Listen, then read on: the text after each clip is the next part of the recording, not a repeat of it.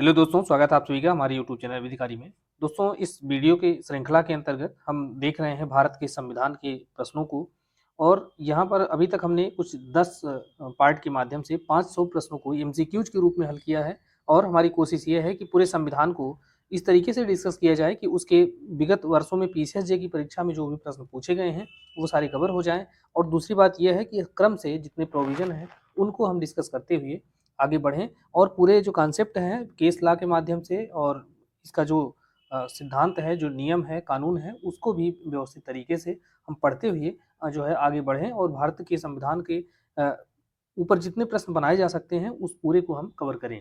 तो इसके पहले के 10 पार्ट को और 500 एमसीक्यूज अगर आपने नहीं देखा है तो चैनल पर सभी उपलब्ध हैं, आप उनको देखें। ये सभी प्रश्न जो है क्रम से हैं और इसी क्रम में यह अगला जो है खंड है, यही 11वां खंड है। इसके अंतर्गत भी हम आगे 50 प्रश्न को हल करेंगे। तो जैसा कि आप जानते हैं कि प्रत्येक भाग में हमने 50 प्रश्नों को हल किया है और इसका मास्टर वीडियो भी आपको मिल जाएगा। एक तो उपलब्ध है चैनल पर और जिसमें पूरे एक वीडियो में आपको 500 प्रश्न जो है मिल जाएंगे और आगे भी इसी तरीके से आपको उपलब्ध होगा। तो आइए शुरू करते हैं इस 11वें खंड को और देखते हैं कि संविधान का जो है प्रश्न किस तरीके से महत्वपूर्ण है और आपके लिए पूछा जा सकता है।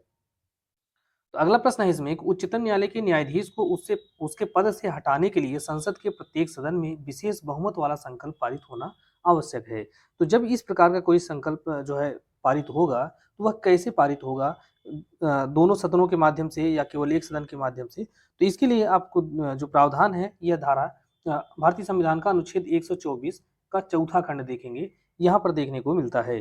तो अनुच्छेद 124 खंड 4 के अंतर्गत यह बताया गया कि उच्चतम न्यायालय के किसी न्यायाधीश को उसके पद से हटाया जाता है दो आधारों पर। एक तो साबित कदाचार और दूसरी है असमर्थता।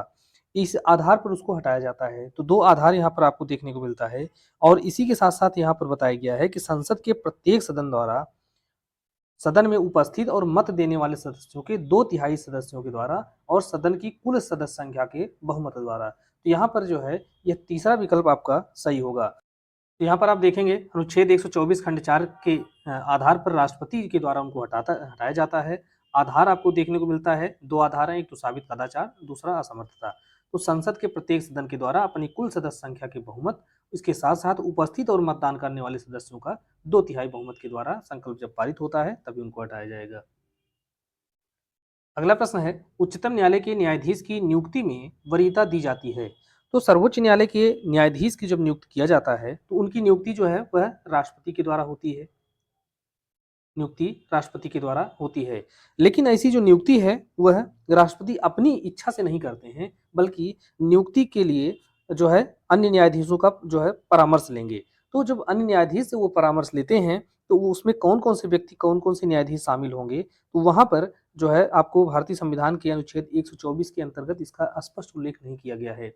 तो इसको जो है अलग-अलग जो सर्वोच्च न्यायालय के जजमेंट आए हैं, उनके माध्यम से इसको स्पष्ट किया गया है। तो वर्तमान की परिस्थिति ये है कि भारत के जो मुख्य न्यायाधीश हैं, उनकी और उच्चतम न्यायालय के 4 अन्य जो वरिष्ठतम न्यायाधीश हैं, तो इसे ही कोलिजियम कहा जाता है। इसी के माध्यम से इनके द्वारा जो सलाह लेंगे, परामर्श लेंगे और उस परामर्श के अनुसार फिर जो राष्ट्रपति के द्वारा सर्वोच्च न्यायालय में किसी न्यायाधीश की नियुक्ति की जाएगी।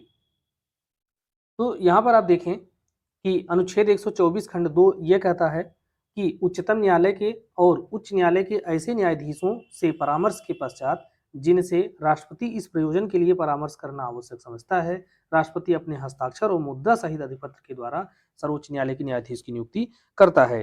तो यहाँ पर जो है आप देख रहे हैं उच्चतम न्यायालय के न्यायाधीशों से और उच्च न्यायालय, तो उच्च न्यायालय की बात यहाँ पर इसलिए की जा रही है क्योंकि उच्च न्यायालय के न्यायाधीशों को कई बार प्रमोट करके सर्वोच्च न्यायालय भेजा जाता है। तो जब इस प्रकार से न्यायाधीश को वहाँ पर प्रमोट किया जाता है तो वहाँ पर उच्च न्यायालय से भी परामर्श लेने की आवश्यकता पड़ती है। तो इस तरीके से अनुच्छेद 124 खंड 2 में प्रावधान किया गया है। अब ये जो कोलिजियम की व्यवस्था की गई है, आपको चूंकि संविधान में कहीं देखने को मिलता नहीं यह शब्द और न ही यह कहीं देखने को मिलता है कि सर्वोच्च न्यायालय के 4 मोस्ट जो सीनियर जज हैं उनका राय की कोई आवश्यकता है। तो इसके लिए आपको कुछ सर्वोच्च न्यायालय के जजमेंट जो है समय-समय पर आए हैं, उनको देखना होगा। तो यहाँ पर सबसे पहला जजमेंट है एसपी गुप्ता बनाम भारत संघ 1982 का केस है। अब ये इस केस को इसलिए भी याद रखेंगे क्योंकि यहाँ पर 2-3 केस जो आएंगे आगे उनका सन पूछा जाता है डायरेक्ट आपसे मिलान करने के लिए। तो एसपी गुप्ता का केस आया 1982 में। यह पहला मामला था जजों के ट्रांसफर का मामला है, ये हाई कोर्ट के जजों का जो ट्रांसफर होता है उसका मामला यह कहा जाता है। यहाँ पर सर्वोच्च न्यायालय की 7 जजों की पीठ में 4-3 के बहुमत से यह निर्णय दिया गया कि अनुच्छेद 124 में शब्द जो परामर्श शब्द का प्रयोग किया गया है, इसका तात्पर्य पूर्ण एवं प्रभावी परामर्श से है।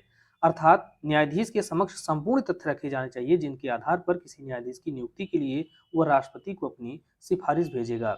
लेकिन जो सिफारिश या जो परामर्श वह देता है उसको मानने के लिए राष्ट्रपति बाध्य नहीं है और वह स्वतंत्र रूप से निर्णय ले सकते हैं। यह तो एसपी गुप्ता के केस में जो है जजमेंट दिया गया। उसके बाद 1993 में एक दूसरा जजमेंट आता है supreme court advocate on record बनाम भारत संघ का। इस मामले में एसपी गुप्ता के मामले में जो निर्णय दिया गया था उसको उलट दिया गया और यहाँ पर 9 जजों की पीठ ने 7-2 के बहुमत से निर्णय दिया कि न्यायाधीशों की नियुक्ति के मामले में सर्वोच्च न्यायालय के मुख्य न्यायाधीश का मत सर्वोच्च होगा, क्योंकि आपने देखा एसपी गुप्ता के केस में कहा गया कि जो है यह मत या परामर्श जो जज देंगे राष्ट्रपति उसको मानने के लिए बाध्य नहीं है, अर्थात उनके परामर्श को वह नजरअंदाज करके अपनी खुद का जो है निर्णय ले सकता है। तो यहाँ पर जो है उस निर्णय को उलट दिया गया और यह कहा गया कि न्यायाधीशों की नियुक्ति के मामले में सर्वोच्च न्यायालय के मुख्य न्यायाधीश का मत सर्वोच्च होगा, जो वह परामर्श देंगे वह महत्वपूर्ण होगा और ऐसा परामर्श वह अकेले नहीं देंगे। फिर यहाँ पर एक दूसरी बात कही जा रही है कि वह अपने सहयोगियों से परामर्श लेकर के तब उसको राष्ट्रपति को वह परामर्श देंगे तथा कार्यपालिका केवल अयोग्य नियुक्तियों को ही रोक सकती है, लेकिन इसके लिए भी उसको कारण बताना होगा। इसका तात्पर्य यह है कि सर्वोच्च न्यायालय के मुख्य न्यायाधीश अपने सहयोगियों के माध्यम से जो परामर्श लेकर के अगर वह राष्ट्रपति को जो है परामर्श देते हैं कि हाँ अमुक व्यक्ति को सर्वोच्च न्यायालय में जज के रूप में नियुक्त किया जाए, तो फिर उसको जो है नजरअंदाज नहीं किया जाता। केवल तभी उस नियुक्ति को रोका जा सकता है जबकि जो है अयोग्य किसी व्यक्ति को नियुक्त करने के लिए जो कोलिजियम है वह बता रहा है, वह परामर्श दे रहा है। लेकिन अगर ऐसा सरकार मना करती है तो उसके लिए उसको कारण बताना होगा। लेकिन यह यदि न्यायाधीशगण ऐसे कारणों को नहीं मानते हैं तो उस व्यक्ति की न्यायाधीश के रूप में नियुक्ति कर दी जाएगी। सर्वोच्च न्यायालय ने स्पष्ट किया कि मुख्य न्यायाधीश के पद पर सर्वोच्च न्यायालय के वरिष्ठतम न्यायाधीश की ही नियुक्ति की जानी चाहिए। तो इस प्रकार से आप देख रहे हैं यह एक क्रम है। तो इसके बाद फिर 1999 में आता है इन री प्रेसिडेंशियल रेफरेंस का केस। यह भी बहुत महत्वपूर्ण केस है 1999 में जो आता है। यहाँ पर सर्वोच्च न्यायालय ने कहा कि सर्वोच्च न्यायालय के जजों की नियुक्ति व हाई कोर्ट के जजों का ट्रांसफर, इस मामले में 1993 में जो जजमेंट आया उसमें प्रतिपादित परामर्श प्रक्रिया का पालन मुख्य न्यायाधीश को करना होगा। अर्थात जब मुख्य न्यायाधीश से परामर्श राष्ट्रपति मांगेंगे तो जो मुख्य न्यायाधीश हैं अन्य न्यायाधीशों से परामर्श करके ही अपनी राय उनको देंगे, अकेले अपनी राय नहीं दे देंगे। देखिए अब यहीं से आपको जो है जन्म होता है कि यह जो जजों की संख्या जो सीजीआई परामर्श लेंगे वो कितने जज से लेंगे, 1 से 2 से 3 से या 4 से। तो अभी तक ये आपको 4 संख्या नहीं दिखाई दी, आगे धीरे धीरे वह अन्य मामलों में दिखाई देती है कि अर्थात मुख्य न्यायाधीश अन्य न्यायाधीशों से परामर्श करके राष्ट्रपति को अपनी राय देगा, तभी यह राय राष्ट्रपति के लिए बाध्य होकर होगी, अन्यथा नहीं होगी। तो इस मामले में अन्य न्यायाधीशों से परामर्श प्रक्रिया को और विस्तृत बनाया गया और कहा गया कि सर्वोच्च न्यायालय के जजों की नियुक्ति के मामले में भारत के मुख्य न्यायाधीश को उच्चतम न्यायालय के, अब यहाँ पर देखिए 4 वरिष्ठतम जो सीनियर मोस्ट जज हैं उनसे ही परामर्श करना होगा और परामर्श करके फिर जो है राष्ट्रपति को सिफारिश भेजनी होगी। तो सर्वोच्च न्यायालय जब मुख्य न्यायाधीश से राष्ट्रपति जब परामर्श मांगता है, राय मांगता है, तो वह अकेले राय नहीं देंगे बल्कि 4 मोस्ट सीनियर जजों से ही वह परामर्श करके अपनी सिफारिश भेजते हैं, तब उसको मानने के लिए राष्ट्रपति बाध्य होता है। अब ये जो 4 मोस्ट सीनियर जज होंगे उसमें जो भावी सीजीआई है अर्थात जो वर्तमान के सीजीआई हैं उनके बाद जो व्यक्ति सीजीआई बनेगा वह भी होगा वो 4 मोस्ट सीनियर जज में। और यदि परामर्श प्रक्रिया में शामिल 2 न्यायाधीश किसी व्यक्ति के नाम की सिफारिश का विरोध करते हैं तो ऐसी व्यक्ति की फिर नियुक्ति नहीं की जाएगी या उसकी सिफारिश नहीं दी जाएगी राष्ट्रपति को। सर्वोच्च न्यायालय के न्यायाधीशों की नियुक्ति की वैधता को केवल तभी चुनौती दी जा सकती है जबकि 4 न्यायाधीशों से परामर्श प्रक्रिया का पालन नहीं किया गया है। ये बहुत महत्वपूर्ण मामला है और इसको जो है 1999 का इन री प्रेसिडेंशियल रेफरेंस कहा जाता है। यहाँ पर 9 जजों की जो है संविधान पीठ थी, इसलिए आप पहली बार अगर कभी पूछा जाए आपसे कि पहली बार जो है 4 मोस्ट सीनियर जजों से परामर्श लेने की बात किस केस में कही गई थी, 1999 में इन री प्रेसिडेंशियल रेफरेंस के मामले में कही गई थी। अब ये 3 केस जो आप देख रहे हैं ये बहुत महत्वपूर्ण है। इसके बाद फिर आता है 2014 में 99वां संविधान संशोधन किया गया। अब यह जो संविधान संशोधन किया गया, इसके लिए यह कहा गया कि जो सर्वोच्च न्यायालय के मुख्य न्यायाधीश हैं, उनकी परामर्श और की कोई आवश्यकता नहीं है, बल्कि सर्वोच्च न्यायालय में जजों की नियुक्ति के लिए बाकायदा एक राष्ट्रीय न्यायिक नियुक्ति आयोग की स्थापना की जाए, और की भी गई इसी अधिनियम के तहत। तो राष्ट्रीय न्यायिक नियुक्ति आयोग अर्थात एनजेएसी की स्थापना की गई, और इस केस का नाम था सुप्रीम कोर्ट। उसके बाद इस न्यायिक आयोग को जब स्थापना कर दी गई, तो इसको जो है supreme court advocates on record बनाम भारत संघ के केस में 2015 में चैलेंज किया गया इसकी संवैधानिकता को। तो संवैधानिकता को जब चैलेंज किया गया, तो यहाँ पर सर्वोच्च न्यायालय ने कहा कि यह संविधान के आधारभूत ढांचे का उल्लंघन करता है, इसलिए असंवैधानिक और शून्य घोषित कर दिया गया इस संशोधन को। और सर्वोच्च न्यायालय ने कहा कि कोलिजियम पद्धति में सुझाव अगर कोई देना है आपको, तो उसमें सुधार के लिए कुछ सुझाव दे सकते हैं, लेकिन इस तरीके से जो है आयोग जब नियुक्त किया गया, और आयोग के अंतर्गत इसलिए संवैधानिक घोषित किया गया क्योंकि इस आयोग में जजों की नियुक्ति के मामले में सरकार का एक व्यक्ति होता था, विपक्षी पार्टी का भी एक व्यक्ति सदस्य था। तो इस तरीके से सरकार का सीधा इंटरफेयर उसमें हो गया था, इस वजह से यहाँ पर इसको असंवैधानिक घोषित कर दिया गया। तो यह एक क्रम है, इस क्रम को आपको बहुत महत्वपूर्ण है उसको जानना चाहिए, क्योंकि मेंस में अगर कभी आपसे प्रश्न पूछा जाता है तो पूरे विस्तार से भी नहीं, लेकिन आप इसके जो केस लॉ हैं उनके महत्वपूर्ण सिद्धांत है उसका जिक्र करेंगे, तो निश्चित रूप से आपको अच्छा नंबर मिलेगा। अगला प्रश्न है, कौन संघ सूची में निर्दिष्ट विषयों के संबंध में विद्यमान विधि के बेहतर प्रशासन के लिए अतिरिक्त न्यायालयों की स्थापना या उच्चतम न्यायालय की अधिकारिता में वृद्धि कर सकता है? तो यहाँ पर उच्चतम न्यायालय की अधिकारिता में वृद्धि की जा सकती है किसके द्वारा? तो भारत की संसद के द्वारा जो है इस प्रकार से अधिकारिता में वृद्धि की जा सकती है।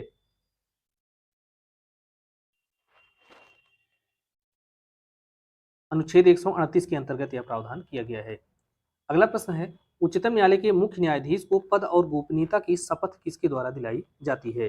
तो सर्वोच्च न्यायालय के जो न्यायाधीश हैं अर्थात सीजेआई जो हैं मुख्य न्यायाधीश, इनको इनके पद और गोपनीयता की शपथ अनुच्छेद 124 के अनुसार राष्ट्रपति अर्थात भारत के राष्ट्रपति के द्वारा इनकी जो है इस प्रकार की शपथ दिलाई जाती है। अगला प्रश्न है, जबकि सर्वोच्च न्यायालय के मुख्य न्यायाधीश का पद रिक्त हो या वह अनुपस्थित रहने के कारण या अन्यथा अपने कार्यालयीन कर्तव्यों के अनुपालन में असमर्थ है, तो ऐसी स्थिति में उसके कर्तव्यों का पालन किसके द्वारा किया जाएगा?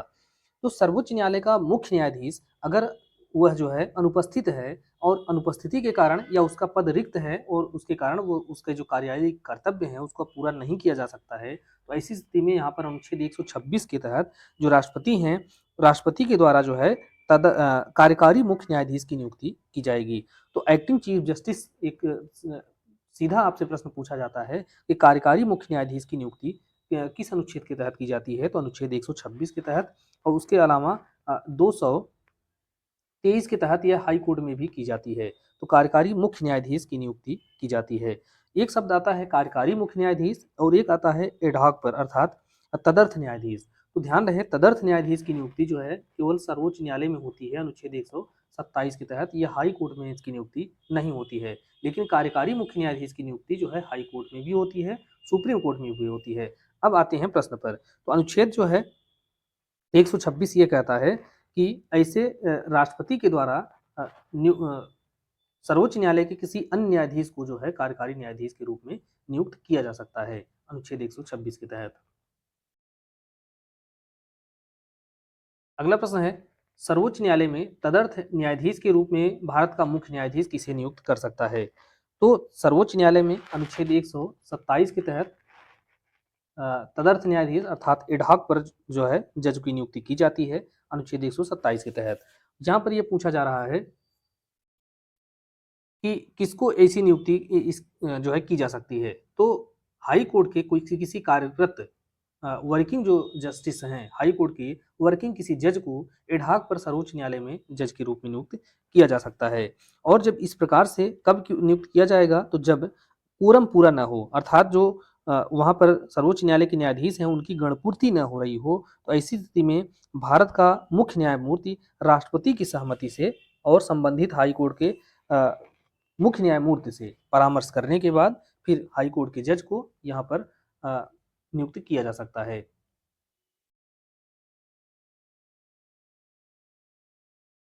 तो अनुच्छेद 127 के अनुसार यदि किसी समय उच्चतम न्यायालय के सत्र को आयोजित करने या चालू रखने के लिए उस न्यायालय के न्यायाधीशों की गणपूर्ति न हो, तो भारत का मुख्य न्यायमूर्ति राष्ट्रपति की पूर्व सहमति से और संबंधित हाई कोर्ट के मुख्य न्यायमूर्ति से परामर्श करने के बाद किसी उच्च न्यायालय के ऐसे न्यायाधीश जो उच्चतम न्यायालय का न्यायाधीश होने के लिए सम्यक रूप से अर्हित हैं और जिसे भारत का मुख्य न्यायमूर्ति नाम निर्दिष्ट करता है, तो न्यायालय में की बैठक में आवश्यक अवधि के लिए इस प्रकार से उनको नियुक्त किया जा सकता है। अगला प्रश्न है, सर्वोच्च न्यायालय में सेवानिवृत्त न्यायाधीशों की नियुक्ति के संबंध में कौन सा कथन सही नहीं है? तो यहाँ पर आप देख रहे हैं, एक तो अभी पहले देखा आपने एक्टिंग चीफ जस्टिस, इसकी नियुक्ति होती है 126 के तहत, तदर्थ न्यायाधीशों की नियुक्ति होती है 127 के तहत, और रिटायर्ड जज की भी नियुक्ति यहाँ पर सुप्रीम कोर्ट में हो सकती है 128 के तहत, अनुच्छेद 128 के तहत। तो इनमें से एडहॉक अर्थात जो तदर्थ न्यायाधीश हैं उनकी नियुक्ति हाई कोर्ट में नहीं हो सकती, बाकी कार्यकारी की भी और सेवानिवृत्त इन दोनों की नियुक्ति जो है हाई कोर्ट और सुप्रीम कोर्ट दोनों में हो सकती है। तो अब यहाँ पर आप देखें, पूछा जा रहा है कौन सा कथन सही नहीं है, तो अनुच्छेद 128 देखेंगे इसके लिए। यहाँ पर बताया गया है कि भारत का मुख्य न्यायमूर्ति राष्ट्रपति की पूर्व सहमति से उच्चतम न्यायालय या उच्च न्यायालय के न्यायाधीश रह चुके और सर्वोच्च न्यायालय का न्यायाधीश नियुक्त होने के लिए योग्य व्यक्ति को सर्वोच्च न्यायालय के न्यायाधीश के रूप में बैठक करने और कार्य करने का अनुरोध कर सकेगा। यह बात बिल्कुल सही है। दूसरा यह है कि जिससे इस प्रकार से अनुरोध किया जाता है वह इस प्रकार बैठने और कार्य करने के दौरान राष्ट्रपति के द्वारा जो अवधारित भत्ता होगा वह भत्ता वह प्राप्त करेगा। तीसरा है कि उसे सर्वोच्च न्यायालय के न्यायाधीश की सभी अधिकारिता, शक्तियां और विशेषाधिकार प्राप्त होंगे। तो जब इस प्रकार से वह कार्य करता है तो उसको जो है सर्वोच्च न्यायालय के न्यायाधीश की अधिकारिता वगैरह सब प्राप्त होती हैं। यह भी सही है। और चौथा कथन है कि कार्य करने के दौरान उसे सर्वोच्च न्यायालय का न्यायाधीश समझा जाएगा। तो यही कथन गलत है, क्योंकि यहाँ पर अनुच्छेद 128 के अंतर्गत इस बात को स्पष्ट किया गया है कि उसको अधिकारिता, शक्तियां, विशेषाधिकार सब कुछ प्राप्त तो होगा, लेकिन उसको सर्वोच्च न्यायालय का न्यायाधीश नहीं समझा जाएगा। तो यहाँ पर आपका चौथा कथन सही नहीं है। अगला प्रश्न है, संविधान का कौन सा अनुच्छेद उच्चतम न्यायालय को अभिलेख न्यायालय घोषित करता है? तो उच्चतम न्यायालय अभिलेख न्यायालय होगा, यह बात बताई गई है आपको अनुच्छेद 129 के अंतर्गत। और 129 में सर्वोच्च न्यायालय जो है अभिलेख न्यायालय होता है, और 215 के अंतर्गत हाई कोर्ट जो है अभिलेख न्यायालय होता है। तो अभिलेख न्यायालय से तात्पर्य क्या है कि उच्चतम न्यायालय अभिलेख न्यायालय अगर है तो उसका तात्पर्य यह है कि वह अपने अवमानना के लिए दंड दे सकता है। अगर उसकी जो है न्यायालय का अवमान होता है, कंटेम्प्ट किया जाता है, तो वह किसी व्यक्ति को इस कार्य के लिए दंडित कर सकता है। यही इसका तात्पर्य होता है। अनुच्छेद 129 और 215 ये दोनों को ध्यान रखेंगे। अगला प्रश्न है, सी के दफ्तरी बनाम ओपी गुप्ता, यह केस जो है कि निर्णय में अंतर्ग्रस्त क्या था, अर्थात यह किससे संबंधित था? तो सी के दफ्तरी बनाम ओपी गुप्ता का जो मामला है यह सर्वोच्च न्यायालय की अवमानना से संबंधित है। अगला प्रश्न है, भारत के उच्चतम न्यायालय का स्थान किसी दूसरे स्थान या स्थानों पर हो सकता है, ऐसा निर्णय किसके द्वारा किया जाएगा? तो भारत के सर्वोच्च न्यायालय की बैठक जरूरी नहीं है कि वह दिल्ली में ही हो, वह किसी अन्य स्थान पर भी हो सकती है। तो जब इस प्रकार से अन्य स्थान पर इसको बैठने का निर्णय लिया जा रहा है तो वह किसके द्वारा इस प्रकार से निर्णय लिया जा सकता है? तो इसके लिए आप सर्वोच्च न्यायालय भारतीय संविधान का अनुच्छेद 130 को देखेंगे। 130 के अंतर्गत यह बताया गया कि सर्वोच्च न्यायालय दिल्ली में अथवा अन्य स्थान पर भी हो सकता है, और अन्य स्थान वो होगा जिसे भारत का मुख्य न्यायाधीश राष्ट्रपति के अनुमोदन से नियत करे। तो भारत के मुख्य न्यायाधीश के द्वारा राष्ट्रपति के अनुमोदन से अगर जो है निर्णित या निर्धारित किया जाता है तो उस स्थान पर भी सर्वोच्च न्यायालय की बैठक हो सकती है, लेकिन सामान्यतः जो है वह दिल्ली में ही होती है। तो अनुच्छेद 130 में वही बातें हैं जिसको आपने देखा। अगला प्रश्न है, भारत के राज्यों के बीच जो विवाद होता है तो वह उच्चतम न्यायालय की किस तरह की अधिकारिता में आता है? तो भारत में जो दो राज्य हैं और दोनों राज्यों के बीच में आपस में कोई विवाद है, तो ऐसी स्थिति में वहां पर वह डायरेक्ट जो है वो सुप्रीम कोर्ट में जा सकते हैं। इसे ही प्रारंभिक अधिकारिता कहा जाता है। अपीलीय अधिकारिता से तात्पर्य है कि वह किसी अन्य न्यायालय में गए, हाई कोर्ट में मान लेते हैं गए, हाई कोर्ट ने इस पर निर्णय दिया और निर्णय करने के बाद फिर इसकी अपील होगी। सलाहकारी से तात्पर्य है कि यह दोनों जो जिनके बीच में झगड़ा है वह आकर से इनसे परामर्श या सलाह ले सकते हैं। तो ऐसा नहीं है, बल्कि अगर दो राज्यों के बीच विवाद होता है तो वह सीधे प्रारंभिक अधिकारिता वहां पर सुप्रीम कोर्ट की होगी, वह डायरेक्ट सुप्रीम कोर्ट जाएंगे, किसी हाई कोर्ट नहीं जाएंगे। अनुच्छेद 131 यही बात करता है। यहाँ पर 131 के अंतर्गत बताया गया कि उच्चतम न्यायालय की प्रारंभिक अधिकारिता में कौन कौन सी बातें आती हैं।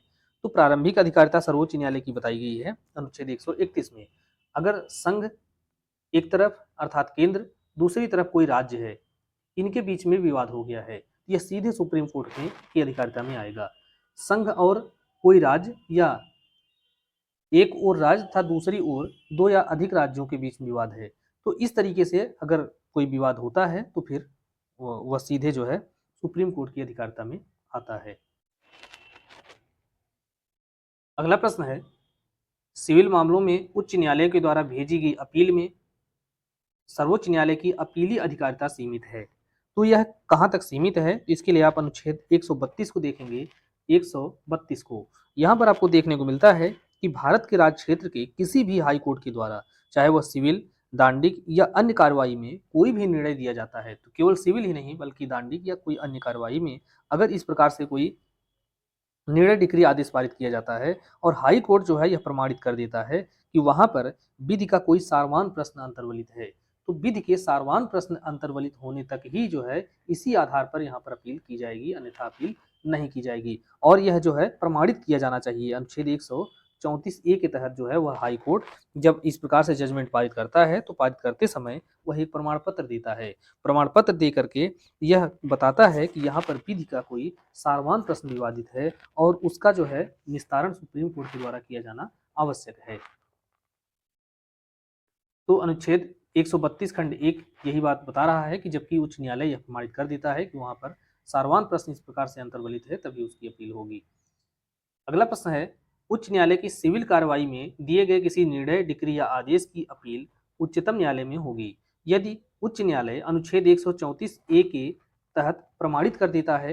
तो अनुच्छेद 134 के तहत 134A के तहत जो हाई कोर्ट है वह विचार करते समय इस बात का प्रमाण पत्र दे देता है कि उस मामले में विधि का व्यापक कोई सारवान प्रश्न अंतर्वलित है, पहली बात। और दूसरी बात यह है कि उच्च न्यायालय की राय में उस प्रश्न का हाई कोर्ट सुप्रीम कोर्ट के द्वारा भी निश्चय किया जाना आवश्यक है। ये दोनों बातें जो है वह इस प्रकार से प्रमाणित कर देता है, तो ऐसी स्थिति में फिर उसकी अपील जो है वह सर्वोच्च न्यायालय में हो जाएगी। अगला प्रश्न है, उच्चतम न्यायालय में उन आपराधिक मामलों में अपील करने का अधिकार है जिनमें उच्च न्यायालय। तो यहाँ पर कौन सा कथन जो है यह आपका सही है? तो एक कोई मामला है और उस मामले में हाई कोर्ट ने जजमेंट दिया है और उसके जजमेंट में कौन सी ऐसी बातें हैं कि जिसकी जो अपील है वह सर्वोच्च न्यायालय में होती है। इसके लिए आप अनुच्छेद 134 को देखेंगे। 134 में जो है यह बताया दांडिक विषय में सर्वोच्च न्यायालय की अपीलीय अधिकारिता कहाँ पर होगी।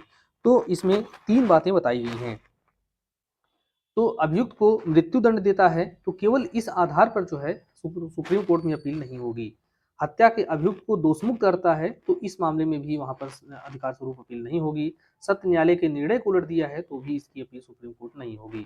दोषमुक्ति के निर्णय को उलट दिया है हाई कोर्ट ने और अभियुक्त को मृत्युदंड दिया, इसका तात्पर्य क्या है कि सेशन कोर्ट ने किसी हत्या के अभियुक्त को दोषमुक्त कर दिया और उस दोषमुक्ति के विरुद्ध फिर अपील की गई हाई कोर्ट में। हाई कोर्ट ने क्या किया कि दोषमुक्ति का जो निर्णय था उसको उलट दिया। उलटने के बाद जो अभियुक्त व्यक्ति है उसको मृत्युदंड दे दिया। तो ऐसी स्थिति में अब इसकी अपील जो है सुप्रीम कोर्ट में हो जाएगी। तो यहाँ पर जो है अनुच्छेद 134 के पहले खंड का पहला है अर्थात ए में यह प्रावधान किया गया है कि उच्च न्यायालय ने अपील में किसी अभियुक्त की दोषमुक्ति के आदेश को उलट दिया और उसको मृत्युदंड दिया है, तो ऐसी स्थिति में उसकी अपील सर्वोच्च न्यायालय में होगी। आगे यहाँ पर तीनों जो बातें बताई गई हैं कि सर्वोच्च न्यायालय में अपील कब होगी।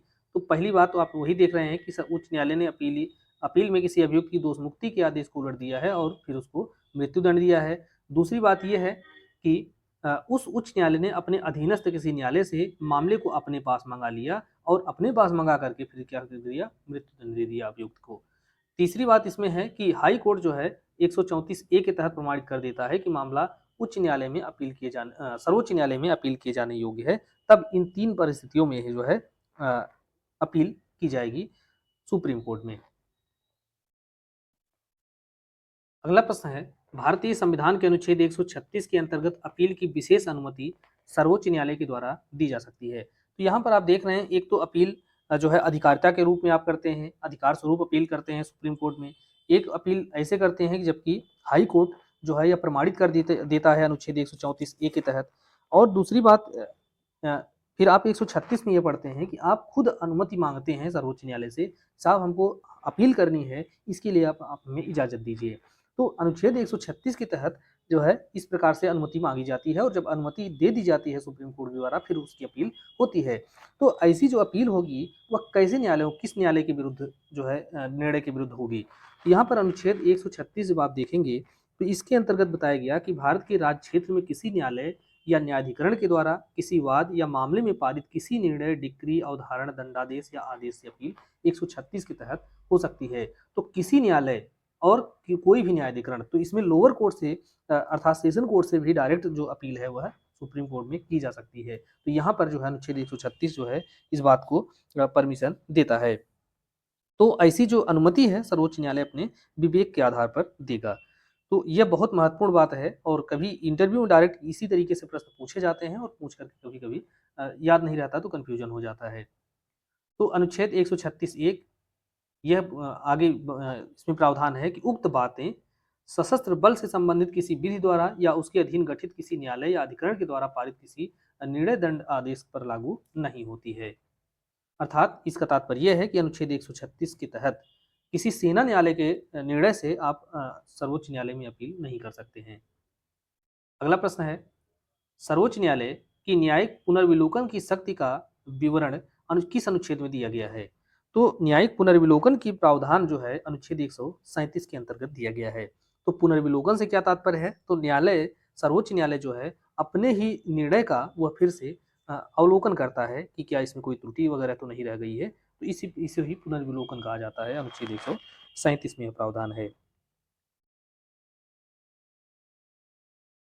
भारत में न्यायिक पुनर्विलोकन की संकल्पना, एक प्रश्न यह पूछा जाता है कि न्यायिक पुनर्विलोकन का जो प्रावधान है वह कहाँ से लिया गया है। तो संयुक्त राज्य अमेरिका से इसको ग्रहण किया गया है, और उच्च न्यायालय और उच्चतम न्यायालय ये दोनों ही न्यायालयों को न्यायिक पुनर्विलोकन करने का अधिकार प्राप्त है।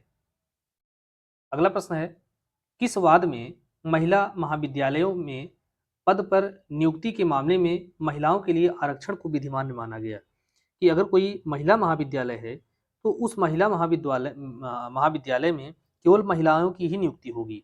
अगर ऐसी नियुक्त प्रावधान किया गया है तो यह प्रावधान जो है वह विधि विरुद्ध नहीं है।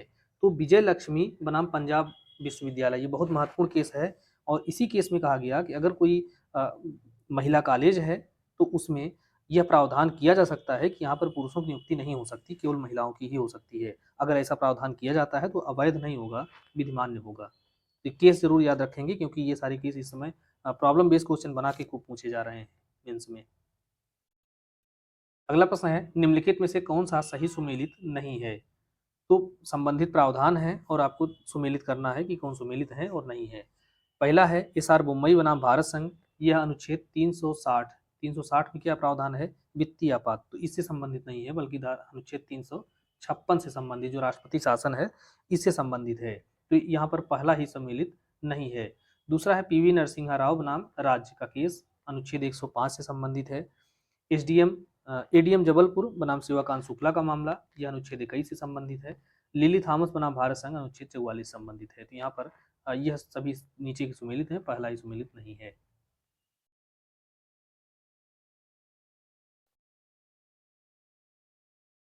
अगला प्रश्न है, निम्न में से कौन सा सही सुमेलित नहीं है। तो यहाँ पर फिर से आपको सुमेलित करने के लिए देखना है। तो आई आर कोल्हो बनाम तमिलनाडु राज्य, यह न्यायिक पुनर्विलोकन से संबंधित है। और एम नागराज का जो केस है यह स्वतंत्रता के अधिकार से संबंधित नहीं है, बल्कि यह समानता से संबंधित है। आरक्षण का मामला था, इसमें समानता से संबंधित है। तो यहाँ पर आपका दूसरा जो है सुमेलित नहीं है। बाकी एस आर मुंबई जो है ये कई चीज़ों से संबंधित है। एक तरफ आपने देखा कि अनुच्छेद 356 में जो राष्ट्रीय आपात है उससे संबंधित है, पंथ निरपेक्षता से संबंधित है, इसके अलावा इंदिरा नेहरू गांधी बनाम राजनारायण, यह स्वतंत्र तथा निष्पक्ष चुनाव से संबंधित है। इस प्रकार से आपका जो दूसरा विकल्प है यही सुमेलित नहीं है। अगला प्रश्न है, संविधान के किस अनुच्छेद के अंतर्गत उच्चतम न्यायालय किसी मामले को पुनः विचारण के लिए राज्य के बाहर अंतरित कर सकता है? तो यहाँ पर सर्वोच्च न्यायालय है, वह किसी हाई कोर्ट में अगर कोई मामला चल रहा है, वह लंबित है, तो उसका निस्तारण करने के लिए वह खुद अपने पास मंगा सकता है या उस हाई कोर्ट से किसी अन्य हाई कोर्ट को उस मामले को ट्रांसफर कर सकता है। अब ध्यान रहे, ये ऐसा जो है वह स्वप्रेरणा से कर सकता है। स्वप्रेरणा से इस प्रकार से वह अपने पास मंगा सकता है या अंतरण कर सकता है, या भारत के महान्यायवादी हैं उनके द्वारा अगर आवेदन किया जाता है तो उनकी आवेदन पर विचार करने के बाद वह इस तरह से कर सकता है। तो इन यहाँ पर दोनों बातें हैं, या तो अपने पास मंगा सकता है या उस राज्य के बाहर किसी अन्य हाई कोर्ट को ट्रांसफर कर सकता है। और यह प्रावधान जो है यह 42वें संविधान संशोधन के तहत जो है जोड़ा गया है 1977 से। तो इस प्रकार से पूछा जा रहा है किस अनुच्छेद के अंतर्गत यह प्रावधान है? अनुच्छेद 139 ए के अंतर्गत यह प्रावधान किया गया है। अगला प्रश्न है, भारतीय संविधान के किस अनुच्छेद में पूर्व निर्णय के सिद्धांत का उल्लेख किया गया है? तो पूर्व निर्णय के सिद्धांत से तात्पर्य क्या है कि जो पहले निर्णय दिए जा चुके हैं उनका जो है क्या प्रभाव होगा? तो पूर्व निर्णय का प्रभाव जो है आपको अनुच्छेद 141 के अंतर्गत मिलता है। यहाँ पर यह बताया गया कि सर्वोच्च न्यायालय के द्वारा अगर कोई घोषित विधि है, वह सभी न्यायालयों पर आबद्धकारी होती है। मान लीजिए सर्वोच्च न्यायालय ने कोई जजमेंट दिया और उस जजमेंट में कुछ इस तरीके के सिद्धांत प्रतिपादित किए हैं, जिनका विधि में कहीं उल्लेख नहीं है। तो ऐसी स्थिति में जो अन्य न्यायालय हैं, चाहे वो हाई कोर्ट हो या लोअर कोर्ट हो, तो सुप्रीम कोर्ट का ऐसा जो जजमेंट है, वो उनके लिए विधि का कार्य करेगा। इसे पूर्व निर्णय विधि के नाम से भी जाना जाता है।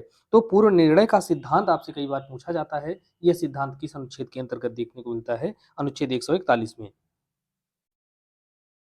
अनुच्छेद 141 के अनुसार उच्चतम न्यायालय के द्वारा घोषित विधि भारत राज्य क्षेत्र के भीतर सभी न्यायालयों पर आबद्धकारी है। यह डायरेक्ट आपसे भी प्रश्न पूछा जा चुका है। यह किस अनुच्छेद के अंतर्गत यह प्रावधान किया गया है? तो यह अनुच्छेद 141 में है। अगला प्रश्न है, भारतीय संविधान के किस अनुच्छेद के अनुसार उच्चतम न्यायालय के द्वारा घोषित विधि भारत के राज्य क्षेत्र के सभी न्यायालयों पर आबद्ध कर होगी? तो देखिए यही जो है आपसे डायरेक्ट प्रश्न पूछा जा चुका है। 100 अनुच्छेद 141 के अंतर्गत यह प्रावधान किया गया है। अगला प्रश्न है, भारत के उच्चतम न्यायालय के द्वारा घोषित विधि भारत राज्य क्षेत्र के भीतर सभी न्यायालयों पर बाध्यकारी है। ये बात बिल्कुल सही है अनुच्छेद 141 के अनुसार, परंतु सर्वोच्च न्यायालय स्वयं अपने ही निर्णय से आबद्ध नहीं है। ऐसा उच्चतम न्यायालय ने किस निर्णय में या किस केस में इस तरीके का जो है विनिश्चय दिया था? तो यहाँ पर आप अनुच्छेद 141 को जब देखते हैं, वहां पर यह बताया गया कि सर्वोच्च न्यायालय के द्वारा कोई विधि घोषित की जाती है, कोई सिद्धांत पारित किया जाता है, कोई जजमेंट दिया जाता है, तो वह देश के भीतर जितने भी कोर्ट हैं, चाहे वो हाई कोर्ट हो, लोअर कोर्ट हो, सभी के ऊपर आबद्धकारी है। लेकिन सुप्रीम कोर्ट अपने ही जजमेंट से आबद्ध नहीं होगा। यह बंगाल इम्यूनिटी कंपनी लिमिटेड बनाम बिहार राज्य का मामला था। इसी मामले में जो है 1955 का मामला है। इस मामले में जो है इस प्रकार से निर्णय दिया था। अब यहाँ से खूब प्रश्न पूछे गए हैं और आगे भी पूछे जाएंगे। मेंस में भी यहाँ से आपसे कॉन्सेप्ट के रूप में फंसा सकता है प्रश्न पूछ करके। अगला प्रश्न है, सही उत्तर दीजिए। तो इसमें से कौन सा उत्तर सही है? पहला है, इतिरोक्ति में बाध्यकारी बल होता है। तो इतिरोक्ति में बाध्यकारी बल नहीं होता है, बल्कि विनिश्चयाधार अर्थात जो पूर्व निर्णय है इसमें बाध्यकारी बल होता है। तो पूर्व निर्णय से तात्पर्य यह है, जैसा कि आपने आपने अनुच्छेद 141 में देखा कि सर्वोच्च न्यायालय का कोई पूर्व निर्णय है और वह अन्य जो लोअर कोर्ट हैं या सर्वोच्च न्यायालय की ही अगर किसी संवैधानिक पीठ के द्वारा निर्णय दिया गया है तो सिंगल बेंच के द्वारा उसका पालन किया जाएगा। तो विनिश्चयाधार में बाध्यकारी बल होता है, यही कथन आपका सही है। विनिश्चयाधार और इतरोक्त दोनों बाध्यकारी बल रखते हैं, ये बात गलत है, क्योंकि इतरोक्त में कोई बाध्यकारी बल नहीं होता है। अब यहाँ पर एक चीज समझना जरूरी है कि विनिश्चयाधार और इतरोक्ति होता क्या है, क्योंकि कथन अगर आप समझे रहेंगे तो इसका उत्तर आसानी से दे लेंगे, इसमें कोई रटने की जरूरत नहीं पड़ेगी। विनिश्चयाधार क्या होता है? तो विनिश्चयाधार ऐसे कथन होते हैं जो मामले से विधिक रूप से संबंधित होते हैं और मामले के विनिश्चय के लिए आवश्यक होते हैं। तो यहाँ पर इन्हीं आधारों पर न्यायालय जो है वह गुण दोष के आधार पर मामले का निश्चय करता है, फिर अपना जजमेंट पारित करता है। इसे ही विनिश्चय आधार कहा जाता है। इतरोक्त क्या होता है? यह एक सामान्य विचार या राय है। तो किसी भी न्यायाधीश की कोई व्यक्तिगत राय हो सकती है, या मामले का विचारण करते समय जो उन्होंने राय व्यक्त किया है, तो उसको जो है विधि के प्रश्न के संबंध में ये ऐसी राय व्यक्त करते हैं। ये विनिश्चय के लिए आवश्यक नहीं होती और इनका कोई बाध्यकारी प्रभाव भी नहीं होता। इसे ही इतरोक्ति कहा जाता है। आपसे यह कभी भी पूछा जा सकता है कि इन दोनों में क्या अंतर है, इस पर टिप्पणी लिखिए। तो इसको अगर आप जानते रहेंगे तो कुछ इसके बारे में लिख देंगे। ये बहुत ही इस प्रकार से जो प्रश्न पूछे जाते हैं, कई बार जीएस में आपको फंसाने के लिए पूछ लिए जाते हैं, सामान्य ज्ञान के लिए। अगला प्रश्न है, निम्नलिखित वादों में से किस वाद में उच्चतम न्यायालय ने निर्णित किया कि संविधान जनमत के ऊपर अभिभावी होता है? अर्थात जनमत के ऊपर संविधान है, संविधान से ऊपर कुछ भी नहीं है, इसका कहने का तात्पर्य यह है। तो संविधान जो है वह जनमत के ऊपर भी जो है उस अपना प्रभाव रखता है।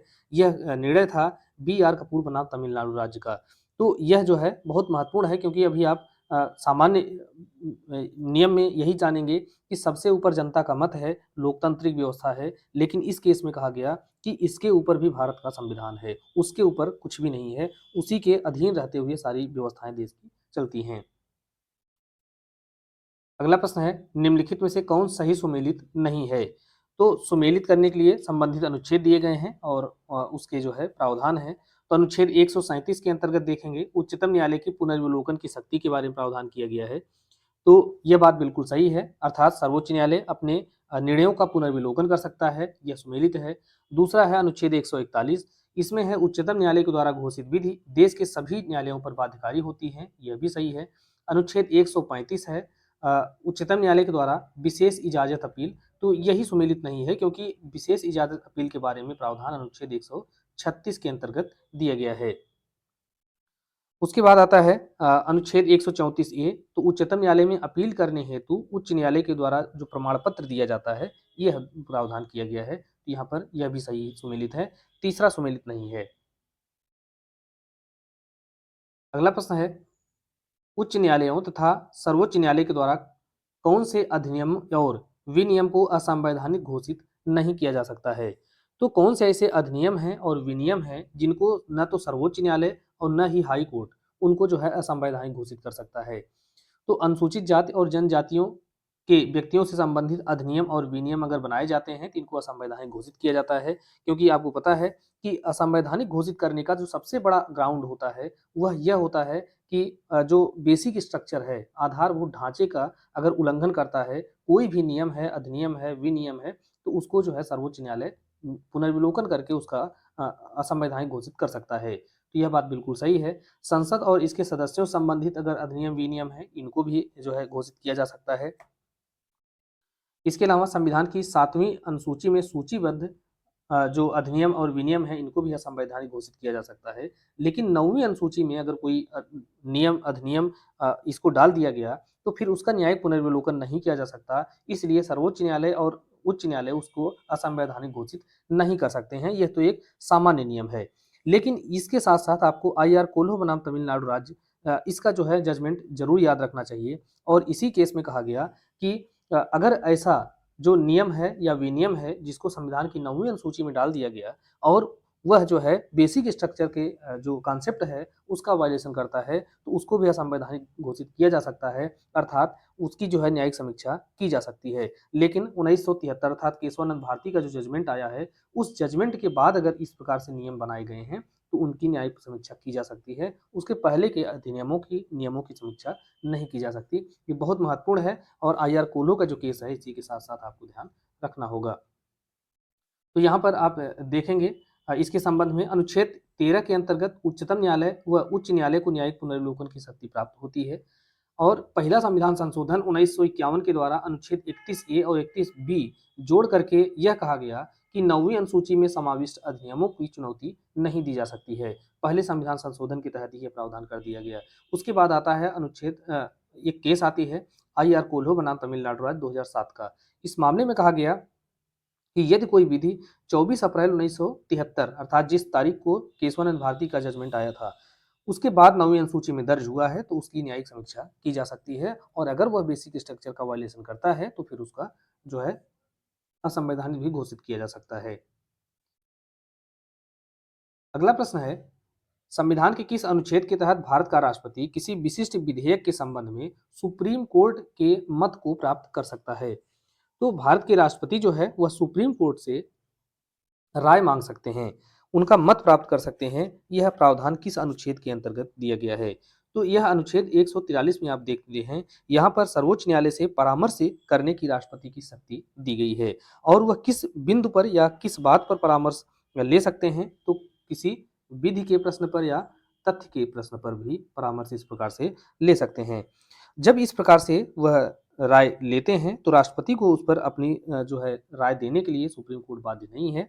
यहाँ पर यह लिखा गया है अनुच्छेद 143 खंड 1 के अंतर्गत कि राष्ट्रपति को उस पर अपनी राय प्रतिवेदित कर सकेगा। तो सुप्रीम कोर्ट जो है राय अपनी जो है भेज सकता है। तो सकने का तात्पर्य यह है कि वह बाध्य नहीं है। और दूसरी बात जो है, इस प्रकार से अगर राय दी जाती है तो राष्ट्रपति के द्वारा इस राय को स्वीकार करने के लिए भी बाध्यता नहीं है। तो यह प्रावधान अनुच्छेद 143 में दिया गया है। यहाँ पर वही बातें बताई गई हैं कि अनुच्छेद 143 के अंतर्गत राष्ट्रपति किसी विधि अथवा तथ्य के प्रश्न पर सर्वोच्च न्यायालय से परामर्श की मांग कर सकता है, और जब इस प्रकार से मांगी गई राय है उस पर सलाह देने के लिए सर्वोच्च न्यायालय जो है बाध्य नहीं है, और न ही राष्ट्रपति उस राय को स्वीकार करने के लिए बाध्य हैं। दो बातें हो गई। उसके बाद आप देख रहे हैं कि कुछ मामले थे जो सुप्रीम कोर्ट जिन मामलों में राष्ट्रपति को उन्होंने अपनी राय दिया। तो कौन-कौन से मामले थे? इन दी दिल्ली लॉज एक्ट, जिसे हिंदी में दिल्ली विधि अधिनियम का वाद कहा जाता है 1951 में। इसमें जो है जो राष्ट्रपति हैं उन्होंने सुप्रीम कोर्ट से राय मांगी। In re Berubari union and exchange of enclaves का केस है 1960 का। सागर सीमा शुल्क अधिनियम, जिसे इन री कस्टम एक्ट कहा जाता है, 1963 का मामला था। विशेष न्यायालय विधेयक अर्थात इन री स्पेशल कोर्ट बिल 1978। ये सारे ऐसे जजमेंट थे जिसमें राष्ट्रपति ने सर्वोच्च न्यायालय से राय मांगी। अब यहाँ पर इसको हमने इसलिए रखा है ये सारे केस को एक जगह पर, क्योंकि इसको कई बार आपसे पूछा गया है इसको क्रम में लगाने का, और क्रम में लगाने के लिए एक दो प्रश्न इस तरीके से जरूर पूछ लिए जाते हैं। इसमें जो है अगर आपको एग्जैक्ट पता है उसका सन वर्ष, तभी आप उसको लगाएंगे, अन्यथा उसको न अटेम्प्ट करें, वो ज़्यादा बेहतर रहेगा माइनस मार्किंग के मामले में। तो इसको जो है कई बार बिहार में भी उत्तर प्रदेश में भी इसको पूछा गया है कि इसका क्रम लगाइए, कालक्रम के अनुसार इसको व्यवस्थित कीजिए। तो ये मामले हैं, और दूसरी बात ये है कि ये मामले किससे संबंधित हैं? तो इन्हीं मामलों में अनुच्छेद 143 के तहत राष्ट्रपति ने सर्वोच्च न्यायालय से परामर्श की मांग की थी। अगला प्रश्न है, भारत के राष्ट्रपति के द्वारा किसी भी टिप्पणी पर सुनवाई के लिए आवश्यक न्यायाधीशों की न्यूनतम संख्या कितनी है? तो अनुच्छेद 145 जो है इसके लिए आपको देखना है। यहाँ पर प्रावधान ये है कि राष्ट्रपति के द्वारा अगर कोई टिप्पणी की गई है किसी विषय पर और उस विषय पर सुनवाई किया जाना है, तो फिर ऐसी स्थिति में सर्वोच्च न्यायालय की कम से कम 5 जजों की न्यायाधीशों की पीठ के द्वारा उसकी सुनवाई की जानी चाहिए। अब अनुच्छेद 145 का तीसरा खंड इसके अंतर्गत देखेंगे तो यहाँ पर यह बात आपको दिखाई देती है कि जिस मामले में इस संविधान के निर्वचन के बारे में विधि का कोई सारवान प्रश्न अंतर्वलित है और उसके संबंध में अनुच्छेद 143 के तहत राष्ट्रपति जो है राय मांगते हैं, तो फिर ऐसी स्थिति में वहां पर जो न्यायाधीशों की संख्या होगी वह 5 होगी। संविधान के अनुच्छेद 145 खंड 3 के अनुसार जिस मामले में इस संविधान के निर्वचन के बारे में विधि का कोई सारवान प्रश्न अंतर्वलित है, उसका विनिश्चय करने के लिए या अनुच्छेद 143 के अधीन निर्देश की सुनवाई के लिए जजों की न्यूनतम संख्या 5 होगी।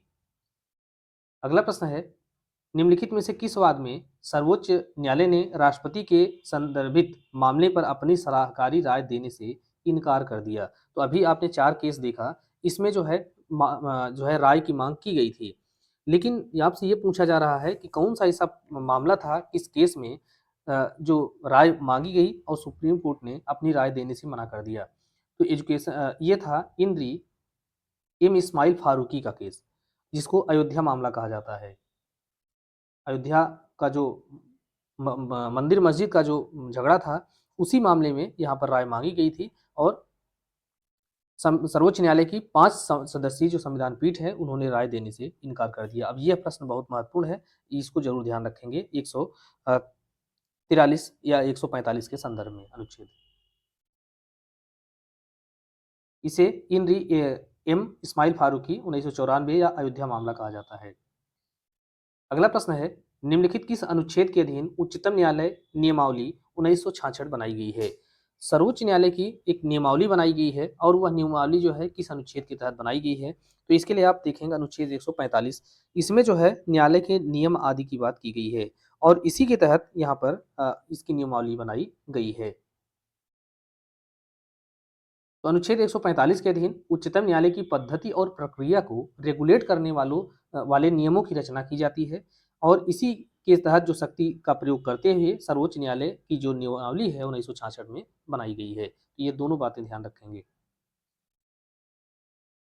अगला प्रश्न है, उच्चतम न्यायालय ने किस वाद में निर्णित किया कि स्वतंत्र और निष्पक्ष चुनाव संविधान का आधारभूत ढांचा है? यह प्रश्न भी कई बार आपसे पूछा जा चुका है कि स्वतंत्र और निष्पक्ष चुनाव को किस केस में जो है संविधान का आधारभूत ढांचा घोषित किया। तो यहाँ पर एक तो आधारभूत ढांचा शब्द आते ही आपके दिमाग में आ जाता है केशवानंद भारती का केस, लेकिन यहाँ पर आधारभूत ढांचा ये माना गया स्वतंत्र और निष्पक्ष चुनाव को तो राजनारायण बनाम इंदिरा गांधी का मामला है 1975 का। इसी केस में जो है यह सिद्धांत प्रतिपादित किया गया था। अगला प्रश्न है, प्रत्येक नागरिक आदर और गरिमा के साथ राष्ट्रीय ध्वज को फहरा सकता है। यह निर्णय सर्वोच्च न्यायालय ने किस केस में दिया था? तो यह केस जो है भारत संघ बनाम नवीन जिंदल का मामला है और इसी के संदर्भ में एक श्याम नारायण चौकसी का केस आता है, उसको भी ध्यान रखेंगे, जो कि जो पिक्चर हॉल होते हैं, थिएटर होते हैं, वहाँ पर फिल्म स्टार्ट होने से पहले जो है राष्ट्रगान बजाए जाने के बारे में व्यवस्था करता है। तो राष्ट्रीय ध्वज को फहरा सकता है प्रत्येक नागरिक, लेकिन शर्त यह है कि वह आदर के साथ और गरिमा का ध्यान रखते हुए इस प्रकार के कार्य करे। तो भारत संघ बनाम नवीन जिंदल का जो है जजमेंट है इस पे। अगला प्रश्न है, सर्वोच्च न्यायालय ने आरोग्यकर याचिका या क्यूरेटिव पिटीशन के उपचार का प्रयोग किस वाद में किया था? तो यह केस जो है रूपा अशोक हुर्रा बनाम अशोक हुर्रा का केस है और यह क्यूरेटिव पिटीशन से संबंधित है, बस इतना जरूर याद रखेंगे। आरोग्यकर याचिका से संबंधित केस ये है।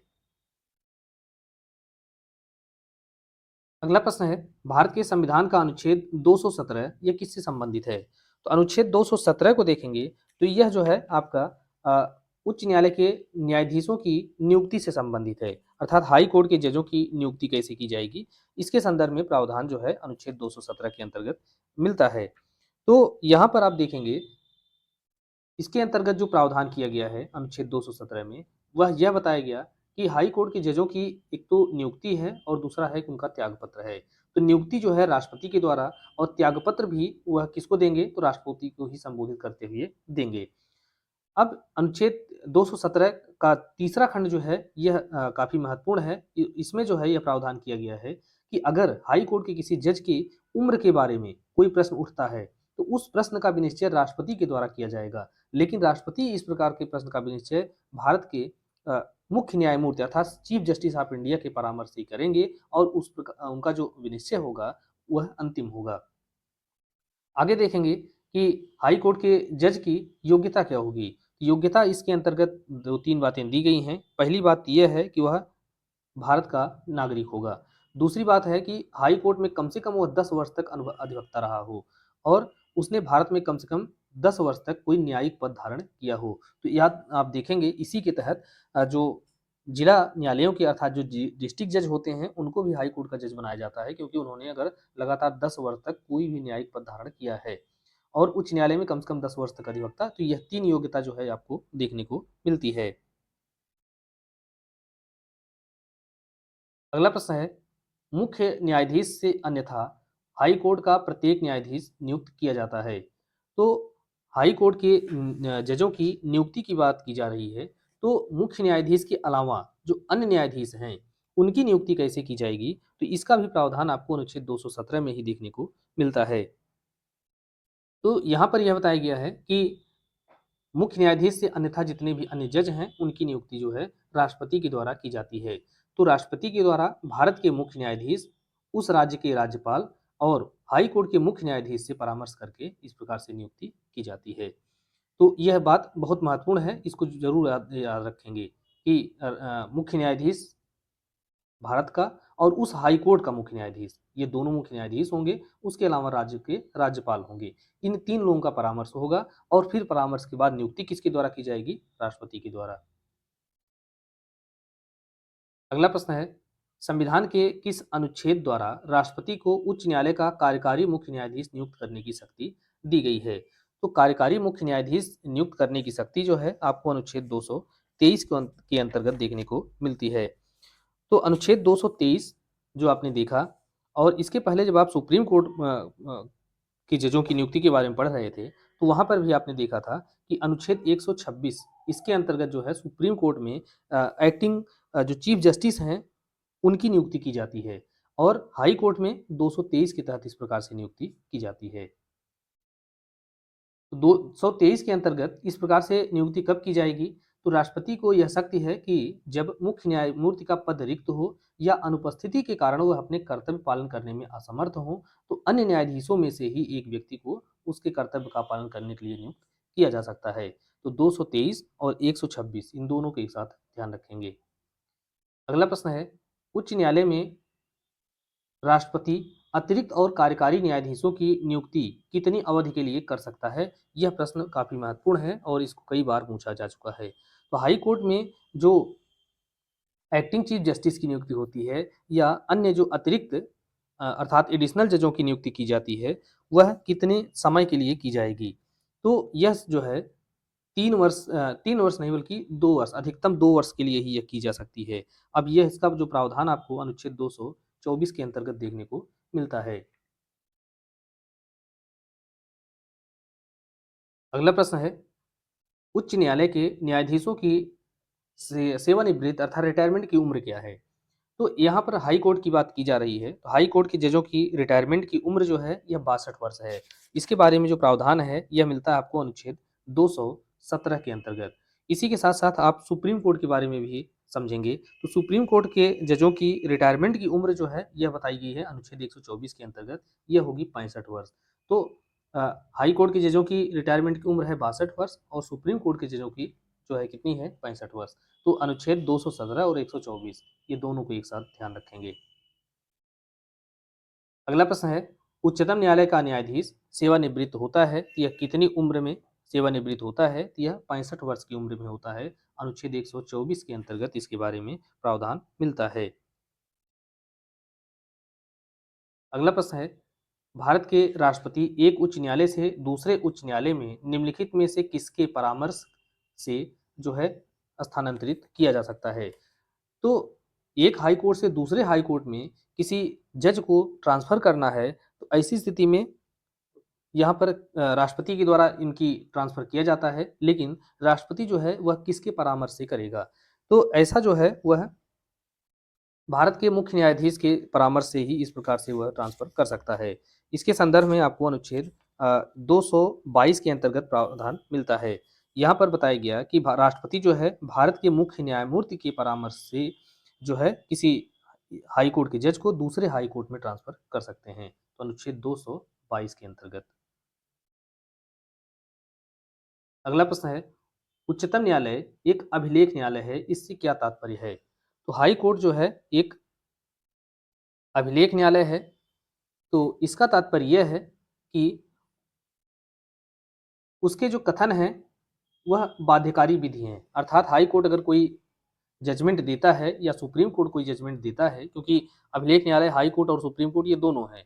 अगर यह कोई जजमेंट देते हैं, तो उनका जो अधीनस्थ न्यायालयों के ऊपर उनका जो कथन है, वह बाध्यकारी है, पहली बात। दूसरी बात ये है कि वह अपनी अवमानना के लिए सज़ा देने के लिए खुद सक्षम हैं। यहाँ पर दोनों कथन सही हैं, दोनों पहला ये दूसरा और तीसरा ये दोनों कथन सही हैं। तो अभिलेख न्यायालय कौन-कौन है? तो यह भी ध्यान रखें, अनुच्छेद 129 के तहत सुप्रीम कोर्ट एक अभिलेख न्यायालय है और अनुच्छेद 215 के तहत हाई कोर्ट यह भी अभिलेख न्यायालय है। अभिलेख न्यायालय होने का मतलब क्या है? तो यही दोनों मतलब हैं। यह तो उनके जो कथन हैं, उनके अधीनस्थ न्यायालय के ऊपर बाध्यकारी होते हैं और वह अपनी अवमानना के लिए दंड देने के लिए सक्षम होते हैं। अगला प्रश्न है, उच्च न्यायालय के न्यायाधिपतियों के वेतन और पेंशन के बारे में कौन सा कथन सही है? तो इनके वेतन और पेंशन के संदर्भ में कौन सी बात यहाँ पर सही है, ये देखना है। वेतन और पेंशन, ये हाई कोर्ट की जजों के बारे में पूछा जा रहा है। तो वेतन और पेंशन यह दोनों भारत की संचित निधि पर भारित होगा, तो यह बात गलत है, क्योंकि वेतन जो है वह राज्य की संचित निधि पर भारित होता है और उनका जो पेंशन है वह भारत की संचित निधि पर। तो वेतन जो है राज्य पर और पेंशन भारत अर्थात केंद्र की। तो पहला तो गलत हो गया, वेतन भारत की संचित निधि पर भारित होगा जबकि पेंशन राज्य की। तो यह गलत है क्योंकि यह उल्टा हो गया है। वेतन और पेंशन राज्य की संचित निधि पर, तो यह भी गलत है। वेतन जो है राज्य की संचित निधि पर भारित है और पेंशन जो है भारत की संचित निधि पर, यही बात बिल्कुल सही है। और इसके संदर्भ में अगर प्रावधान की बात करें तो प्रावधान भी अनुच्छेद को कोरिलेट करना बहुत जरूरी है। इसके लिए आप अनुच्छेद 112 को देखेंगे। 112 में जो है आपको स्पष्ट प्रावधान इसका मिलता है, अनुच्छेद 112 में। अगला प्रश्न है, एक पासपोर्ट अधिकारी ने बिना सुनवाई का उचित अवसर दिए उस पासपोर्ट को रद्द कर दिया, जबकि सुनवाई का दिया जाना आज्ञापक था अर्थात मैंडेटरी था। तो ऐसी स्थिति में हाई कोर्ट के समक्ष जो पीड़ित व्यक्ति है वह जाता है। तो यहाँ पर जो पीड़ित है उसको क्या उपचार दिया जा सकता है? तो एक पासपोर्ट अधिकारी है अर्थात एक लोक सेवक है, और लोक सेवक जो है अपने कर्तव्यों का पालन नहीं करता है। तो फिर जब पीड़ित व्यक्ति हाई कोर्ट जाता है तो हाई कोर्ट जो है परमादेश रिट जारी कर सकता है उसके खिलाफ, कि हम परम आदेश देते हैं, आप जो है अपने कर्तव्यों का पालन करें। तो फिर जो है इसी कार्य के लिए परमादेश रिट जारी की जाती है अनुच्छेद 226 के तहत। तो अनुच्छेद 226 के अंतर्गत हाई कोर्ट जो है मूल अधिकारों की रक्षा के लिए 5 प्रकार की रिट जारी करता है। इसमें है प्रतिषेध, परमादेश, उत्प्रेषण, बंदी प्रत्यक्षीकरण और अधिकारोपेक्षा। तो इसको जो है हमने पहले वाले प्रश्नों में देखा पढ़ा है, उसको अगर आपने नहीं देखा है तो वहाँ पर विस्तार से हमने इसकी चर्चा की है, कब प्रतिषेध, कब परमादेश, उत्प्रेषण, ये सारी रिट कब जारी की जा सकती हैं। अगला प्रश्न है, निम्न में से किस क्षेत्राधिकार का उच्च न्यायालय उपयोग नहीं कर सकता है? तो हाई कोर्ट जो है कौन कौन सी अधिकारिता का प्रयोग कर सकता है? तो इसके लिए आप देखेंगे यह पुनरीक्षण की अधिकारिता का प्रयोग कर सकता है। अ, मूल अधिकारिता भी इसके पास है कि कुछ मामले ऐसे हैं जिसको सीधा हाई कोर्ट में भेजा जाए, मूल अधिकारिता उसे ही कहते हैं। तो अपीली अर्थात लोअर कोर्ट से इसके समक्ष अपील की जा सकती है। सलाहकारी अधिकारिता का प्रयोग जो है यह हाई कोर्ट के द्वारा नहीं किया जाता, बल्कि यह सुप्रीम कोर्ट के द्वारा अनुच्छेद 143 के तहत किया जाता है। तो सलाहकारी अधिकारिता से तात्पर्य क्या है कि राष्ट्रपति जो है इनसे सलाह मांगते हैं। तो राष्ट्रपति कभी भी हाई कोर्ट से सलाह नहीं मांगते, वह सुप्रीम कोर्ट से सलाह मांगते हैं। अगला प्रश्न है, भारत की प्रथम महिला हाई कोर्ट की मुख्य न्यायाधीश का क्या नाम है? तो कौन सी ऐसी महिला थी जो कि भारत की पहली महिला बनी किसी हाई कोर्ट में चीफ जस्टिस बनी? तो यह महिला कौन थी, इनका नाम जो है कई बार आपसे पूछा जा चुका है, आगे भी संभावना है कि इस तरीके के प्रश्न आपसे पूछे जाएं। भारत में प्रथम महिला उच्च न्यायालय की मुख्य न्यायाधीश का नाम जो है यह लीला सेठ है। अब इसको उत्तराखंड की परीक्षा में भी पूछा जा चुका है, जीएस के रूप में भी आप प्रश्न के रूप में भी आपसे पूछा जा सकता है, लीला सेठ। अगला प्रश्न है, भारत का सबसे पुराना उच्च न्यायालय कौन है? तो भारत का सबसे पुराना हाई कोर्ट की बात की जाए तो अगर आप देखें कि अंग्रेज आते हैं तो सबसे पहली प्रेसिडेंसी उन्होंने कलकत्ता को बनाया, वहीं पर सबसे पहले उन्होंने हाई कोर्ट, वहीं पर सुप्रीम कोर्ट, ये सारी चीज़ों की वहीं पर स्थापना की। तो निश्चित रूप से कलकत्ता हाई कोर्ट जो है भारत का सबसे पुराना हाई कोर्ट है।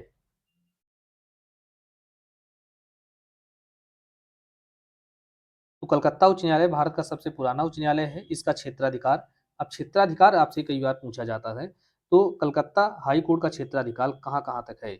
पश्चिम बंगाल, अंडमान और निकोबार। और इसकी स्थापना कब हुई है? तो 1 जुलाई 1862 को इसकी स्थापना की गई थी। यह जो है बहुत महत्वपूर्ण है, इसको ध्यान रखेंगे। अगला प्रश्न है, किस उच्च न्यायालय को भारत में सर्वाधिक राज्यों पर क्षेत्राधिकार प्राप्त है? तो कौन सा ऐसा हाई कोर्ट है जिसका सर्वाधिक क्षेत्राधिकार है? तो यहाँ पर ध्यान रखें, गुवाहाटी हाई कोर्ट है। इसका सबसे ज़्यादा क्षेत्रों पर इसका अधिकारिता प्राप्त है। अब कौन-कौन से राज्य हैं जहाँ पर गुवाहाटी हाई कोर्ट की अधिकारिता है? तो इसके अंतर्गत 4 राज्य आते हैं। तो असम है, नागालैंड है, मिजोरम और अरुणाचल प्रदेश। तो यह था। और इसके पहले क्या था, इसके पहले जो है और कुछ राज्य और थे, तो कुल मिला के 7 थे। लेकिन अब क्या है, वर्तमान में 4 राज्य हैं जिनके ऊपर इसका अधिकारिता है, गुवाहाटी हाई कोर्ट का। अगला प्रश्न है, संविधान के अनुच्छेद 227 में प्रावधान है। तो अनुच्छेद 227 के अंतर्गत प्रावधान यह है कि सभी न्यायालयों के अधीक्षण की हाई कोर्ट की शक्ति, तो सभी न्यायालयों के अधीक्षण की उच्च न्यायालय की शक्ति कहाँ दी गई है, तो अनुच्छेद 227 के अंतर्गत दी गई है। अगला प्रश्न है, उच्च न्यायालय के अधिकारियों और कर्मचारियों की नियुक्ति कौन करता है। तो हाई कोर्ट के अधिकारियों और कर्मचारियों की नियुक्ति के संदर्भ में अगर बात की जाए, तो हाई कोर्ट का जो चीफ जस्टिस है, उन्हीं के द्वारा इस प्रकार से नियुक्ति की जाती है। इसके प्रावधान आपको जो है अनुच्छेद 229 के अंतर्गत देखने को मिलता है। इसमें यह बताया गया, किसी उच्च न्यायालय के अधिकारियों और सेवकों की नियुक्ति उस उच्च न्यायालय का मुख्य न्यायमूर्ति करेगा। तो इस प्रकार से अनुच्छेद 229 के अंतर्गत प्रावधान दिया गया है। तो इस प्रकार से दोस्तों, यह आपका 11वां पार्ट समाप्त हुआ और आपने अभी तक कुल 550 प्रश्नों को एमसीक्यूज के रूप में देखा। इसके साथ साथ आपने, उम्मीद है कि पूरे प्रावधानों को भी अच्छे तरीके से समझा है। अब अगले प्रश्नों को हम नेक्स्ट वीडियो में डिस्कस करेंगे। आप चैनल पर बने रहिए, इसको सब्सक्राइब कीजिए, इसको ज्वाइन भी कीजिए। धन्यवाद।